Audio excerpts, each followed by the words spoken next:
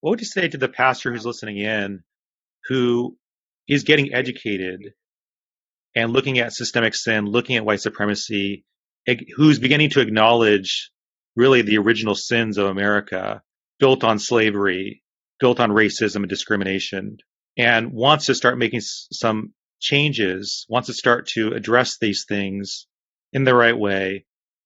And I was wondering maybe you can share maybe some practical steps maybe they can take. Maybe they'd never addressed social justice issues from the pulpit, but now maybe they've read your book and they're convinced that they need to start to address these social sins, but they're not quite sure of like a practical way to begin to bring it into the church. Like, is it part of the curriculum in Sunday school? Is it from the pulpit? Is it a Friday night study?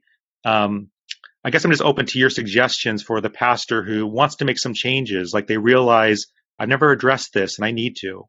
Well, so I think this addressing has two horizons to it. One is, how the pastor forms him or herself in this process of growth and the things that they do in terms of apprenticing themselves to African American intellectual and theological traditions and literary traditions, and also consciously building relationships of where they learn from African American communities. I think that's part of it. In terms of their own work, I think the things that you've mentioned are really critical, at least when we're talking foundationally, and that is, as I've said before, your average, I think, American Christian knows more about white American Christian knows more about the church in Iran than they do the black church in their own town. And I think that for pastors to educate themselves and to begin to teach and preach about those things, to use African Americans as examples and illustrations, positive examples.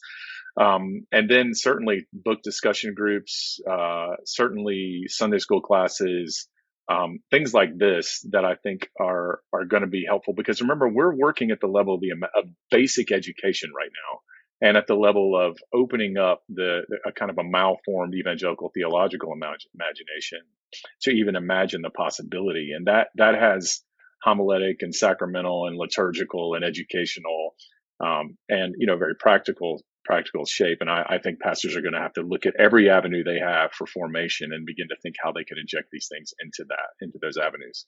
Mike, I think I want to say that, on the one hand, it's important for people just to go for it and try things. Because I really do think a lot of what holds people back is simply a fear, and sort of an instinct to preserve your own reputation or self-image or whatever it might be. The fear of making mistakes itself paralyzes so many pastors from doing the risky work of laying oneself vulnerable, right? Especially if you're a white minister. So there's a part of me that wants to say, just do something. On the other hand, I do want to raise the concern of ministers, and I see this in myself, seeking to act fueled by personal anxiety.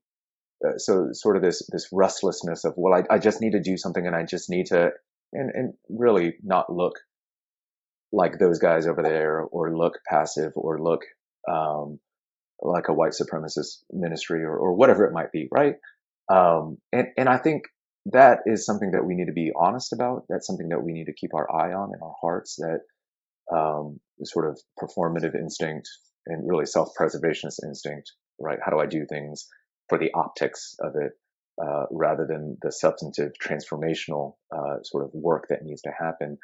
I want to make sure that we know that the kind of change that needs to happen in our lives as spiritual leaders and in our churches is essentially liturgical. It's a deep, slow catechesis of the soul. It's formational. It's multifaceted. It's the music that forms us. It's the books we read. It's the people that we're mentored by.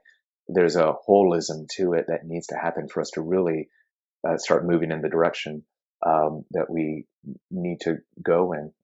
So just to say that there's a patience that needs to be preached to this process, even as I'm also saying, take a risk and don't be afraid to fail, because if it's taken this long, and again, liturgically, this multifaceted cultural formation that's happened in American churches for hundreds of years, and this is part of the theological inheritance or at least religious inheritance that we've received, how long do we think it'll take to undo that? What counter movements and counter formational processes do we really expect to put on a new sort of way of seeing things and a new way of behaving, a new way of ministering to our local communities? That's going to take a long time. We should presume it'll take a long time, and we need to take it slow for those reasons.